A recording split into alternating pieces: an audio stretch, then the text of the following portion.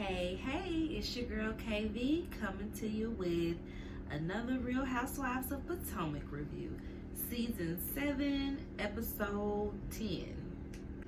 So, we last left off with the big old argument there, but Robin got the speaker out at the table. And Karen is mad at Candace because Ashley said that she was saying that you were out in these streets without your husband.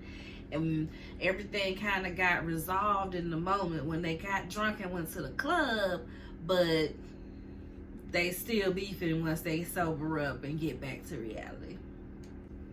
So next, we start the episode off with some clips. We see Karen going into her home sauna because, of course, it's Karen. It's the grand dame, darling. Of course she has a sauna in her home. And then we see Ashley doing TikToks, and then I don't know if she locked Dean in the room to play while she was doing TikToks, or did he wake up from his nap, but he was over it. He was like, why is it locked, girl? Open me up. Open up this door. I got stuff to do. Mama. And next we see Robin and Giselle recording their podcast, Reasonably Shady. And they talk about how, they've been nominated for NAACP awards, and we got 1 million downloads, and they're getting ready to do live shows. So they're getting that together. And this whole scene, even though, we started off this season wanting to like Robin because she wasn't necessarily going with everything Giselle said, and she was actually calling Giselle out, especially on camera. We don't see that. They say that she do it, but this is like our first time really seeing her downright defy what Giselle say and say it to her face. So we see how fake Giselle is. This scene, just everything about this scene was just like, really, girl? Really? We was just this close to liking you, honey. So, firstly, she talking about how she wanted to review the prenup on the trip. Girl, hey, nobody thinks you're getting married. Juan don't even want to get married. People all on the internet pulling up that clip where he was like, I don't want to live like this. If it wasn't for my boys, I'd be gone. Talking to the producer in the closet. If it wasn't for my boys, I'd be gone. I don't want to live like this. I don't want to be with her. So what makes us think that he now wants to be with Robin? What just us two think? Nothing has changed. If anything, things have changed for the worse.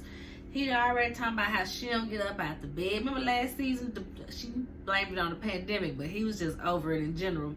She didn't want to get up out the bed. The kids was eating Chick-fil-A every day. But now we get to this season, he ain't even letting the kids go to school. If she ain't there to take them to school, kids don't go to school. So I'm like, this is just a lazy bunch of people right here. And them boys, they already got some mouths on them, and they gonna be something. They gonna be something. And B, girl, everything going on this trip, you weren't gonna have time to sit down and review this prenup. Okay? So next she talks about how Robin says, blah, blah, blah, blah, blah. Giselle says that Ashley said that, seems like, you and Wendy had a whole different thing. Wendy had a whole different tune at the club. That's what Ashley told me. And she's like, yeah, she was just, I'm sorry, and this, that, and the third, and she really likes me, and and yeah, it was weird. But I want them to show the whole thing, because didn't it kind of seem like they were back and forth with it? They weren't as bad as the Sheree and Kim, but they was back and forth with it. And so it's like, girl, don't be over here different now that you in Giselle's face. Don't be over here different when you with Giselle. And then she talks about how she does want to meet up with Candace. Her and Candace have a relationship worth saving and continuing. That wasn't nothing for them to fall out about. So she do want to talk to Candace. And I'm like, do we have some clips of this? What production do it? We got some pictures to put on the screen. Like, I don't understand. This a secret lover? So you mean to tell me that Robin is secret lovers with Candace, and later on we see Wendy when Giselle ain't around, but we ain't got no video, no photos of said friendship? Do we? Okay. I'm just checking. Maybe I missed something. And in this conversation, Giselle talks about how Candace really can't be mad that Robin played this for the table because she said it on Instagram. So everybody was going to hear it at some point. So why she mad that they heard it like they heard it? And it's just kind of like, yes and no. Because Robin, if y'all supposed to be so close, and people say that in the beginning of the live, she specifically said, not Robin. Robin has been loyal. So if that's the case, and you saw the whole live, and she can explain this to you, why even go to the table with this mess? It's like you want everybody to be mad at her, and then just for you to go behind the scenes and be like, okay, yeah, we cool. For what? So this episode, this scene just had me looking at daggone Robin like, here you go, acting like a white woman, always. So next we got my season fave, Candace, and she's out in the backyard talking about she don't want to step in no deer poop. Well, why you out there with no shoes on all up and through the yard, honey? But she back there getting ready for her graduation party. She just got her MBA from Howard. I think that's where she got her undergrad too. So she's dual degree from Howard. And so she's trying to figure out, how far the tent gonna go back. She don't know how big it is. She just know it's gonna be back there. And so her and Chris looking at the ditches of the yard and just playing, and she all excited, and he kind of poking fun at her.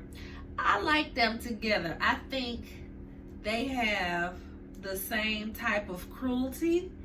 So it's like with them being together, we see their situations as way worse than what they actually experience in their relationship. Because this is just how they talk. This is just how they are with each other when they get angry with each other. They both got some mouths on them. Like we done seen that in the previous seasons, how they can talk to each other and go off on each other and be perfectly fine after that. So next they asking her about the whole Karen thing. She's talking about she's going to invite her and she needs to fess up to what happened. And they're like, okay, well, how did you come to that realization? She was like, oh, one of the producers told me that, hey, girl, you did say that about Karen at your house with Ashley. Yeah, we was there. And you said it. And she was like, dang, I said it? Shoot, let me tell Karen I said it before this air. So this ain't got to be no mess at the reunion, you know. So next day in the house, and Chris about to make dinner, and she's talking about how her cycle is late, and she, all giddy and stuff, and they're like, ooh, you pregnant? You might be pregnant? Oh, okay, you might be pregnant. Okay, yeah, that's exciting. You might be pregnant. Okay, let's see what's going to happen with that. It was cute to see them be giddy like that, because, yeah, we know that they're going through the in vitro process, but even the scene that we left off there, they was kind of both picking a fight at each other, not willing to budge on the scheduling and how they was going to arrange that. So it wasn't even like they went into this expecting to come out with a child. It was just, let's preventatively go ahead and get these embryos, because we know we want to have children one day. So to see them kind of actively like giddy in that moment of, ooh, we gonna really be parents. We really working to be parents, even if you're not pregnant, this is on the path. So yeah, I would be excited. Why wouldn't I be excited? So that was a cute little moment. I did enjoy that. So next we get to old Thieves Karen, because she's just not all that original. She has to copy whatever the girls are doing, and with the candles, we didn't quite know. Maybe she's telling the truth. Maybe she did have these candles baking for a while before she actually said something, and then you said something, Wendy, so now she feel like she gotta rush and bring up her candles as well. So we gave her the benefit of the doubt when it came to the candles, because she did say at one point when she had did the wigs, remember she had did the wigs with somebody, I think it was like one of them QVC brands or something, like one of those like subsidiaries type deal. She did them wigs or something, and when she did the fragrance, she said she was gonna get into home stuff, but like I said, we didn't hear about it until Wendy mentioned she was gonna do some candles. But you know, we still gave it the benefit of the doubt. Whatever, it's a candle, everybody got candles, it ain't that deep. Until now, we saw at the opening of this season where they were all, well, no, it wasn't all of them. It was just the OGs. It was Karen, Robin, Giselle, and was Ashley there? I just know it was them three talking mainly. And they were talking about they're going to do a live show. Robin and Giselle going to do a live show because they got a podcast. And hey, why not? That's exactly what people do to get their money if they got a podcast. Go from city to city. Have a whole tour off a podcast. Get your money. Get your money with your little boring podcast. Y'all got followers, y'all got listeners. It's a podcast for everybody. So if you got something to say, do you, honey? Do you? But back to Karen and her thieving. So now Karen wants to do a live show. But not like a live show, because what are you talking about, Karen? A variety show. And basically Matt, this little assistant that she got, the assistant slash accountant slash Karen Wrangler, Matt, we saw him at the press conference with no press. Y'all remember Matt. So Matt has all the ideas. We're going to have some drag queens. We're going to have you doing this. We're going to have you doing that. We're going to have you doing this. We're going to have them doing this. Oh, okay. Okay. But why? Why now, Karen? Why? Right after you done heard from them.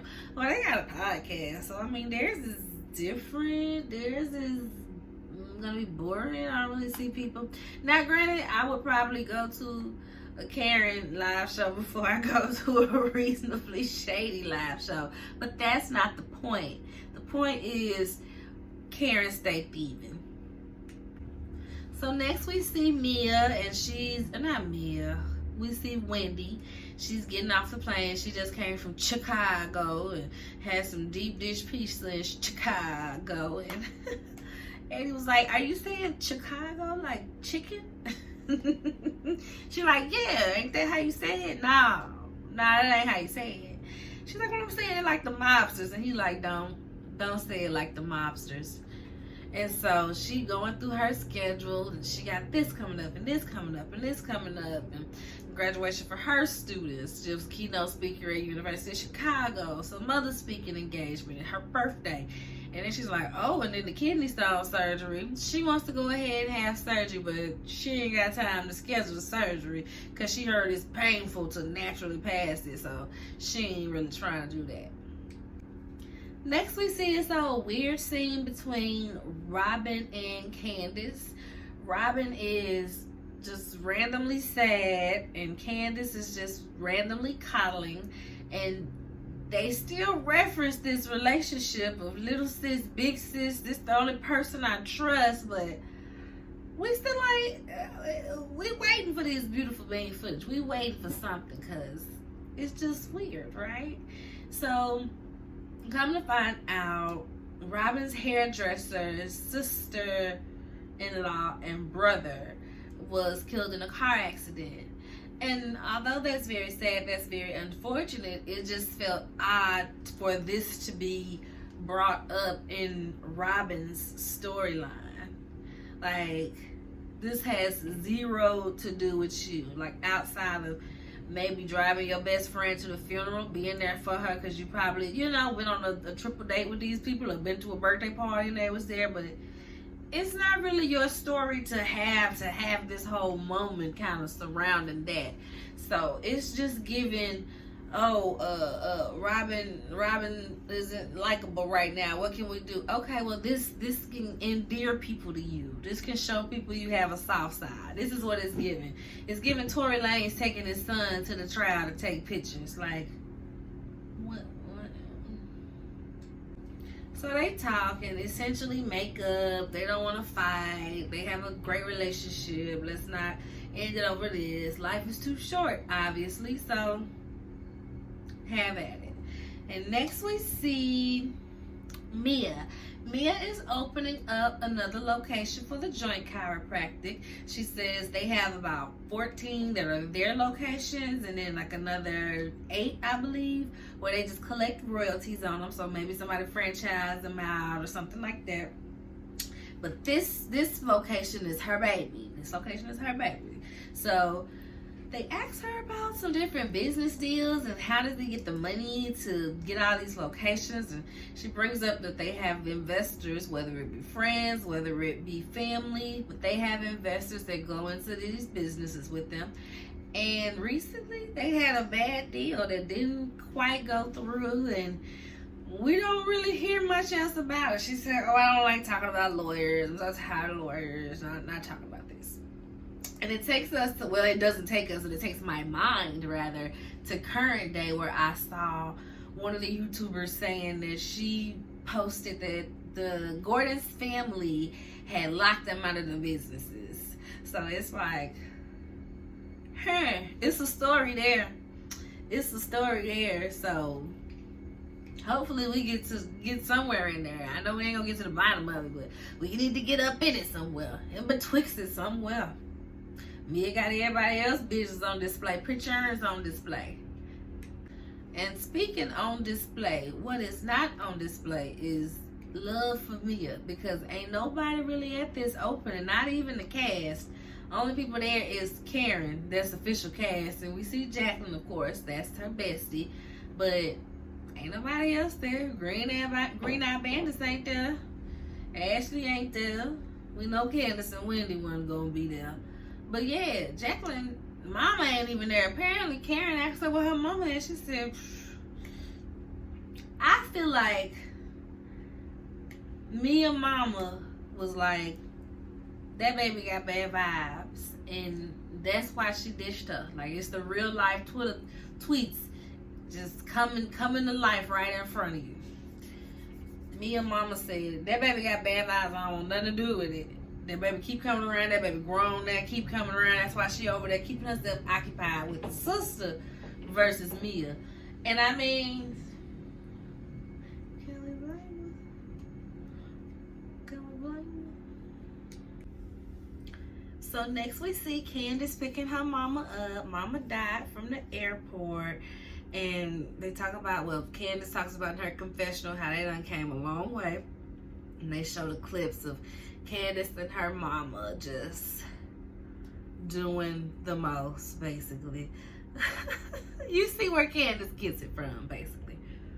And to be honest, that part endears me to Candace, because I'm in pretty much a similar boat with my mama when it comes to her.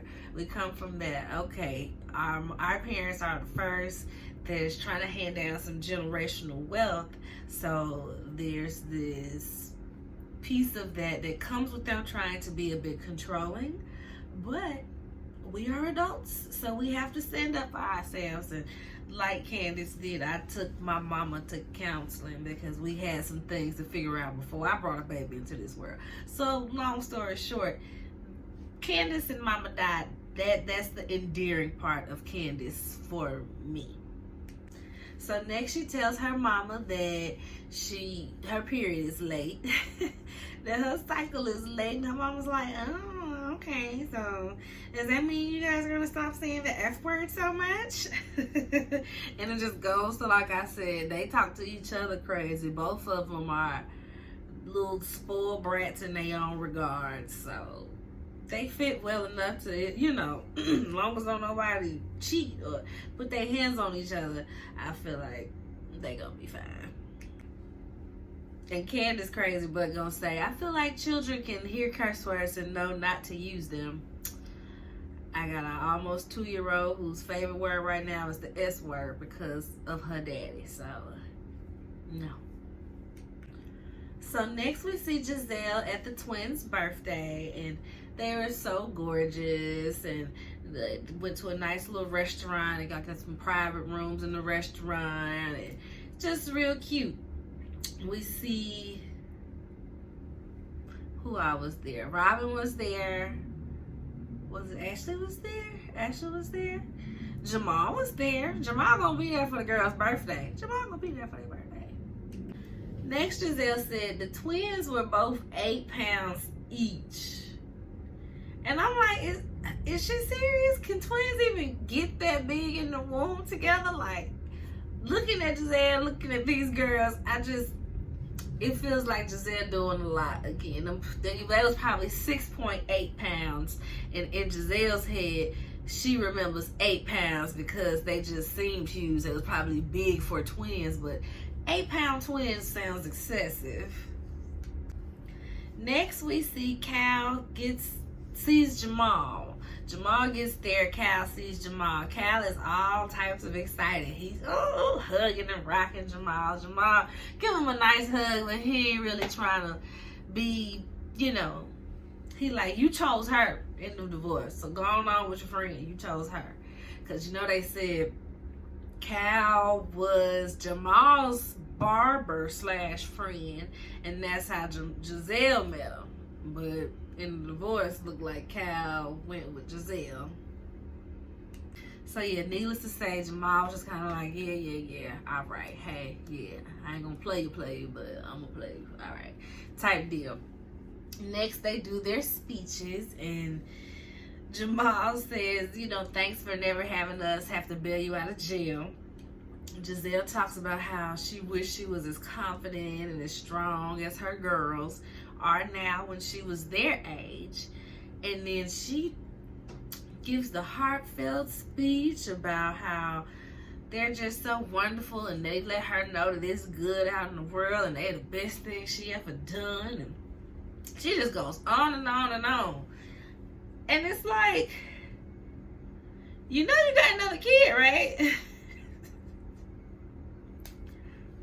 Grace right there, and the camera production is the same thing. They paying to Grace like, you got another kid, right? Because I would, yeah. So the episode ends with Candace's graduation party. She goes, puts on her cute little slip dress. Ray like, oh, you said this is a backyard barbecue, right? Chris said, have you met my wife? Have you met her? When they outside and getting ready, they saw a snake outside. And Mama Doc gonna say, Candace, I thought you said Giselle wasn't coming. There she go right there.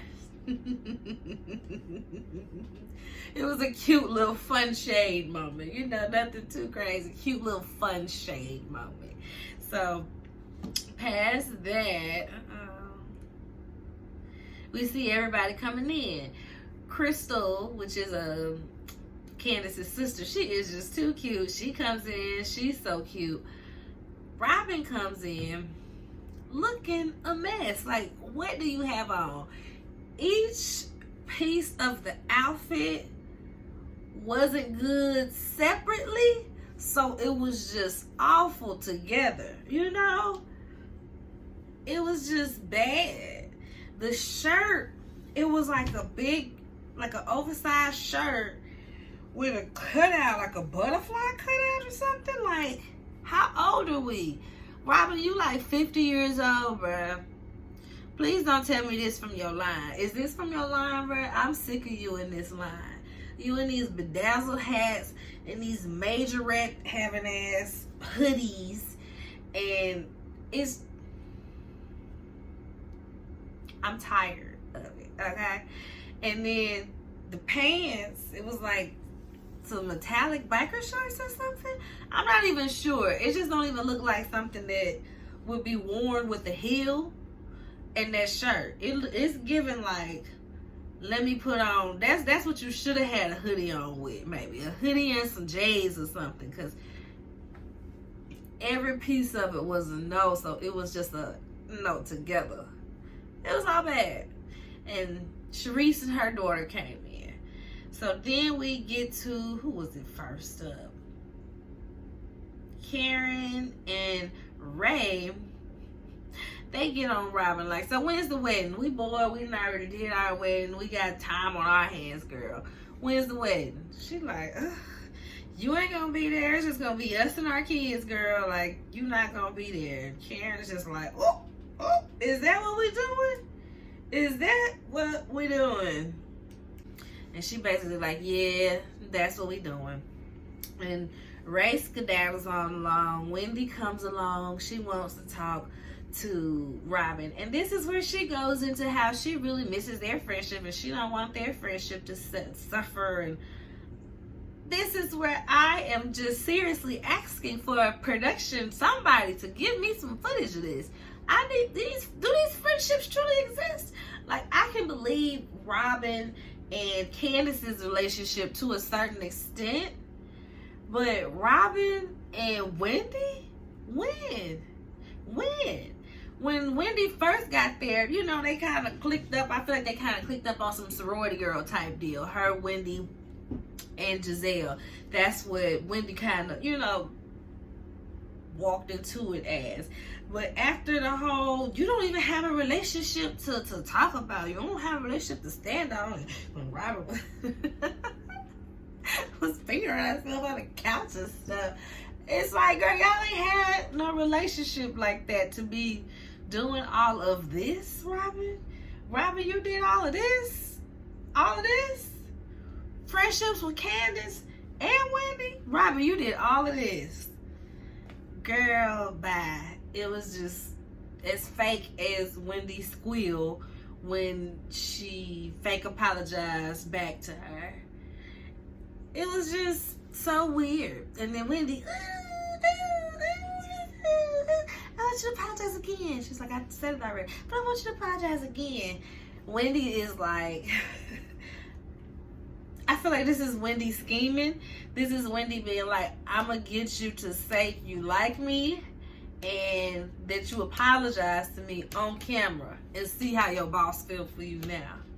See if your boss got something to say. I feel like that's what that moment was, because you couldn't have genuinely wanted anything more than to see her agree and hug you. It was too much, Takeda. It was too much. So next, Candace pulls Karen to the side and lets her know, look, I was a little tipsy and I did say what Ashley said I said, but not like she said I said it. But we was drunk and we was being messy and my bad. Karen said, okay, cool, girl. You know, she in a confessional. I ain't gonna, you know, I ain't gonna be mad at her, but I'm gonna keep an eye on her. And that's how they feel about each other, because Candace still feel a way that Karen didn't pick a side with Monique and her. She wanted Karen to be on her side, and Karen was just like, I'm in the middle, I ain't did nothing, I ain't picking nobody. If I like you, I'm gonna be there. If I like her, I'm gonna be there, period. So she, you know, deal with Karen with a long spoon anyway, so see where that goes. But meanwhile, the husbands is over there, and Ray is like, listen, you know you upset Giselle, right? You know that's the princess to my castle, right?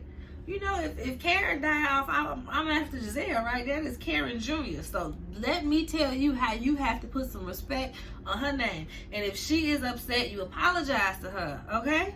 You just be the bigger person. You apologize to you know, Karen Jr. You apologize to little Giselle over there, okay? Do you see that light-skinned, light-eyed, blonde hair black woman, that almost passing black woman over there upset, sir? You better go apologize. And Chris basically said, sir, I am a white man. I don't have to apologize to those.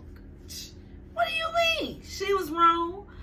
I ain't about to be groveling at her feet like I have to, or I'm gonna get lynched. That ain't my life, sir.